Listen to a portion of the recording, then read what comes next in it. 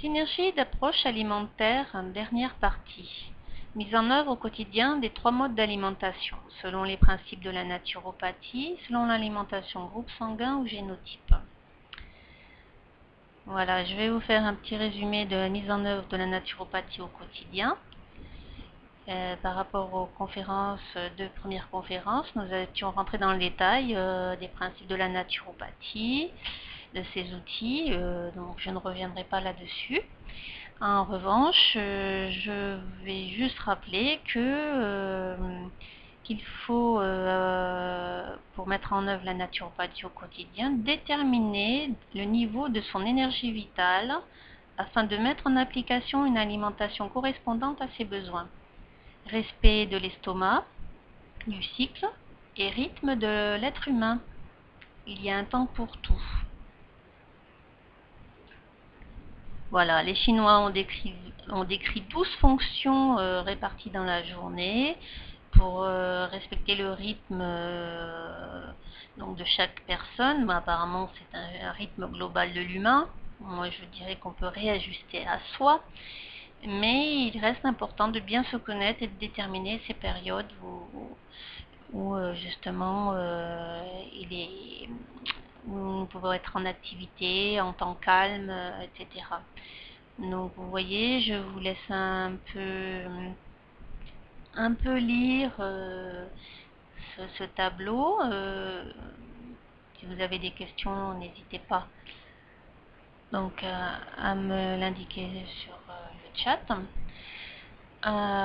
Les rythmes donc des Chinois, donc ils considèrent que le matin c'est donc d'abord vider les déchets de la veille et toute journée doit commencer par une purification. Voilà, alors le reste je vous laisse lire. Ensuite, on en avait parlé, il faut donc en intersaison ne pas oublier les cures, utiliser des compléments alimentaires à base de plantes, de minéraux ou oligo-éléments en fonction des buts recherchés, la vitamine C, des algues, gelée royale. En intersaison, donc avant l'hiver par exemple, on prépare son corps à affronter les virus tels que grippe, angine. On avait vu cette diapositive lors de la conférence numéro 2. Donc on peut faire des cures de détoxination, de drainage, sous forme de diète, monodiète, ou de plantes comme artichaut, pissenlit, en tout début du printemps, pour nettoyer donc s'il y a des toxines, des déchets. À l'issue, on fait une cure de revitalisation, donc parce que tout en nettoyant, il y a des bonnes choses qui sont parties dans l'organisme, donc il faut redonner au corps des vitamines, refaire le plein avec des jus de légumes, des jus de fruits, des bons poissons, de la viande, mais pas trop, juste suffisamment pour avoir les acides aminés. Une cure de stabilisation, c'est plus des cures lorsqu'on considère que les 2 autres cures sont bien intégrées, qu'il faut travailler plus en personnalisant donc l'approche, vraiment une partie développer sa créativité, gérer son stress, être vraiment dans une globalité de l'être. Et la cure antioxydante, c'est plutôt lorsqu'on est soumis à beaucoup de soleil, tabac, l'alcool, ou des lieux où il y a beaucoup de pollution chimique. Donc on utilisera des aliments antioxydants ainsi que des compléments comme les algues qui peuvent aider à se détoxiquer des métaux lourds et puis dans tout ce qui est néfaste qui accélère le vieillissement de l'organisme. Voilà pour les cures. Alors, l'élaboration des menus en naturopathie est méticuleuse, elle est méticuleuse et non hasardeuse.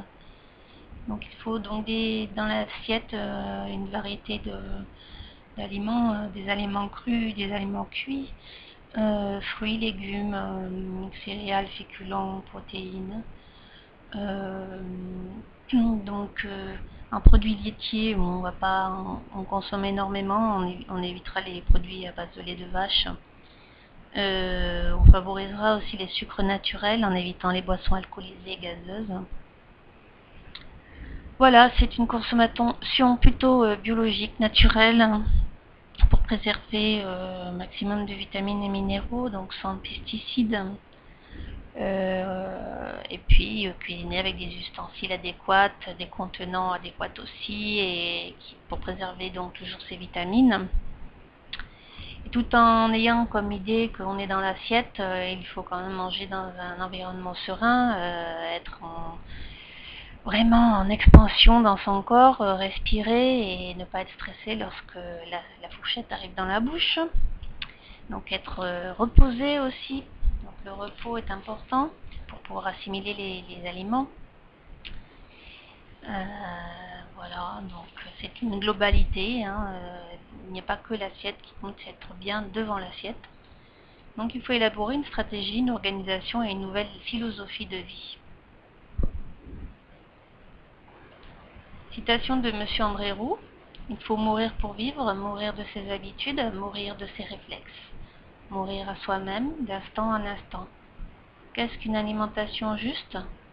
Respect de son corps, de sa santé, la gestion optimale de son énergie vitale, et c'est aussi prendre conscience que sur Terre, des êtres humains se rendent malades en se gorgeant de nourriture, pendant que d'autres meurent de privation. La mise en œuvre au quotidien de l'alimentation groupe sanguin et génotype, elle répond au même principe que la naturopathie, donc une alimentation quand même assez variée, d'ailleurs variée. Cependant, il y aura une liste donc adaptée à son groupe sanguin, et il sera préférable en fonction de sa pathologie et de l'intensité de cette pathologie de manger plus des aliments bénéfiques, donc qui se trouvent à gauche sur cette liste, tout en n'oubliant pas les aliments neutres, les aliments qui sont au milieu. Et les aliments à éviter à droite sont des aliments que l'organisme n'arrive pas à éliminer et stoppe ou crée des... Donc le sang, l'ADN ne les reconnaissent pas. Donc ça peut créer des encrassements, des pathologies d'inflammation. Voilà. Donc consommer au maximum, comme j'ai dit, des aliments bénéfiques. Il n'y a pas vraiment de consignes sur la façon de cuisiner, hein, ni sur la répartition alimentaire. Ce qui compte, c'est l'aliment en soi. Il faut s'efforcer donc de trouver ses propres recettes, goûter des nouveaux aliments que vous voyez dans les listes, que vous n'auriez pas eu l'idée d'acheter. Il faut tester en permanence, même ceux qui ne nous attiraient pas avant. L'alimentation génotype, c'est le même principe. Ça répond aussi à des listes. Donc vous avez des listes. Donc, comme on avait dans les autres conférences, c'est donc certains outils qui nous permettront de déterminer la liste des groupes sanguins et d'autres qui nous permettront de déterminer la liste génotype. Des tests un peu plus poussés pour la liste génotype. La naturopathie élargit les possibilités de manger sainement. L'unique condition générale, donc, c'est des produits biologiques ou naturels dépourvus de pesticides. Le menu peut rester réalisable pour l'ensemble de la famille. L'équilibre des menus est important. Et puis après, l'apport nutritionnel de l'assiette se fait en fonction des besoins de l'individu, perdre du poids, maigrir, limiter le diabète ou le cholestérol. L'alimentation groupe sanguin génotype lui limitera donc cette possibilité d'élargir l'assiette par cette liste adaptée à son groupe sanguin ou son génotype. Donc on peut se poser la question: comment composer le repas familial? C'est sûr qu'il est plus facile de proposer des compléments alimentaires, des plantes médicinales ou des granules adaptés à chaque individu. Adopter une nouvelle alimentation reste de même une volonté personnelle. C'est toujours difficile au début. Il y a des disponibilités de l'organisation et ça peut être engagé comme une corvée. Donc les difficultés, disponibilité pour faire les repas, il faut s'organiser. Bien évidemment, c'est comme tout début, ensuite ça roule, il suffit d'une demi-heure, 3/4 d'heure pour faire un repas complet. Difficulté, donc changement de rythme, prendre bien un planning pour pour une vie équilibrée. Les difficultés, c'est lorsque le corps commence à se détoxiner, car il peut y avoir des manifestations assez importantes, hein, lorsque le corps se décrasse, hein, du trop plein de sucre, du trop plein d'acidité. Donc parfois, un temps de repos est nécessaire. Et souvent, un jeûne à base de bouillon de légumes, fruits ou jus d'herbe est préconisé. Moi, je préconise un début en douceur. Donc, je ne suis pas pour le jeûne pour commencer ce genre de choses, mais chacun est maître de prendre les choses comme il l'entend. Il peut y avoir une certaine frustration au départ, hein, d'éliminer certains aliments qui pourtant étaient appréciés au goût, hein. Mais souvent, les clés de la réussite ne sont pas forcément irréalisables dans la société actuelle, hein. Il suffit de le vouloir. Il est vrai que le stress et le manque de temps prédominent. Il y a aussi la difficulté face aux enfants, hein. Et vous avez l'habitude de consommer des gourmandises, des gâteaux, vous ne disiez rien. Et là, du jour au lendemain, vous ne souhaitez plus qu'ils consomment n'importe quoi. Ils ne comprennent pas forcément au départ. Donc là aussi, il faut y aller progressivement et beaucoup communiquer. La similitude entre l'alimentation naturopathique, les groupes sanguins ou les génotypes. Et c'est la connaissance de notre corps, les réactions, les faiblesses énergétiques. Donc apprendre à se connaître. C'est en fait se nourrir avec le bon carburant pour être le plus performant en évitant les effets secondaires, en écoutant son corps et en choisissant une vie correspondante à son tempérament. La naturopathie est une véritable médecine préventive qui demande des années d'expérience, donc diététique, hygiène vitale, hein, les plantes, les minéraux, les compléments. Et l'alimentation selon les groupes sanguins génotypes du docteur d'Adamo sont des précisions à cette médecine. Une avancée dans les recherches liées à l'alimentation et dans les interactions entre les groupes sanguins, les génotypes, les maladies, les symptômes. Donc il est possible de garder les idées et les mettre en œuvre en même temps. On peut fusionner les besoins de chaque personne dans un seul menu, prendre les aliments bénéfiques et neutres de 3 personnes qui n'ont pas le même groupe sanguin et faire un repas unique. Sinon on peut personnaliser son assiette quand on est en solo. Donc après faire des listes de courses et s'y tenir, hein. Et puis évidemment vider les placards des aliments à éviter et les remplacer par les bons. En cas de fringales ou je ne sais quoi, au moins autant se jeter sur les bons aliments.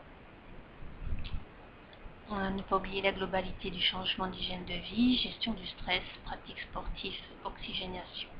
Importance de la qualité du carburant.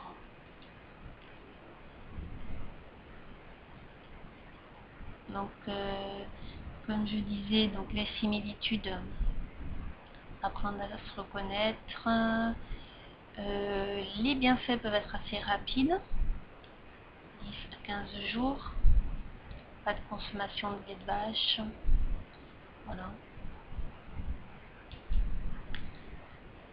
Alors, plusieurs façons d'aborder un retour à l'équilibre alimentaire. Et il y a des échantillons de possibilités offerts à l'être humain pour maintenir sa forme et ses formes, hein. Chacun sait déterminer ses objectifs, ses buts et faire son choix. Chacun a son intérêt personnel dans la pratique de tel ou tel concept en fonction de la gravité de son problème de santé. Il peut choisir un régime plus soutenu en favorisant les aliments bénéfiques.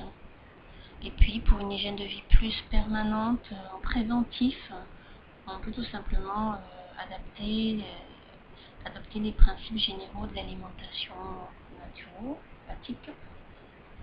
Et volonté, motivation, croyance en soi, ce sont des moteurs qui permettent de ne pas lâcher dès le début. Car le bouleversement d'un changement d'habitude alimentaire ou autre révèle assez souvent des difficultés de l'enfance, des carences nutritionnelles ou affectives, des retranchements, des pertes, des deuils non acceptés, des agressions, des violences verbales. Et je reste persuadée que l'aspect psychologique, hein, et alimentaire sont étroitement liées. Voilà. Donc maintenant, je vous laisse à vos questions.